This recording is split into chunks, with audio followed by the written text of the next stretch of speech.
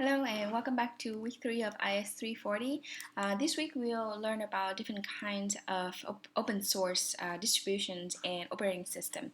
So we'll have 3 hands-on for this week. So for the first hands-on, we'll be installing VirtualBox, which is a virtualization tool that allows you to run multiple operating systems or machine on top of your current operating system. So for example, if I'm running on Mac OS, but I want to have different machines that runs on different operating system, I can do that through VirtualBox. Or if I want to have, let's say, multiple different machines, but they all run on the same operating system, and then I want to connect them all together, I can also do that on VirtualBox. So it really depends on your purpose of using VirtualBox.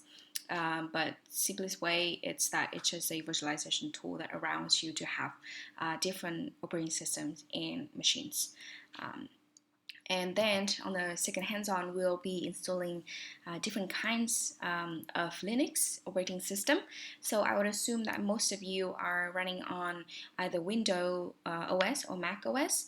And this week, we will get to know Linux operating system.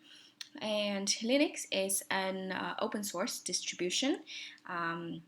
And interesting thing is that both Mac and Linux, they were developed based on a Unix philosophy, which basically is a philosophy where an operating system, if it does one thing, it does it really well, and it's meant to be easy to use and maintain, and it should be very easily to be compatible with different kinds of tools. So earlier I've mentioned that Linux is a free open source distribution. So what does that mean? Most of the time when people say free and open source software, the word free can be mistaken, but I think this is a really good explanation. Free as in free speech, not in free beer. So the main idea of free and open source software is that it allows you to run, study, distribute, and improve it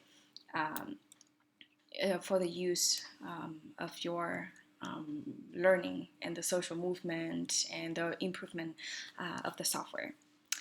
And Linux have a lot of different types of operating system. So this week we will introduce you to 2 of them. One is Ubuntu and the other one is CentOS. So what are the differences of these 2 operating systems? So Ubuntu and CentOS, basically they were based on different kinds of architectures, and Ubuntu is maintained by the community, which means that they have frequent updates and they are very user-friendly, very good for beginner to start. But at the same time, it is a little less stable since there's a lot of update all the time. And then CentOS, they provide both free and paid version, and most of the time people prefer to use CentOS for business purposes. And it is also considered to be more stable. So with this, feel free to please download the software, browse around, get to know how the GUI look like and how you feel about it, play around. And don't forget to put it in the end of the hands-on practice. Let us know how you feel and your findings and your understanding after you have look around and get to be familiar with these 2 Linux operating systems. And again, if you have any question, here's my email, and see you next week. Thank you.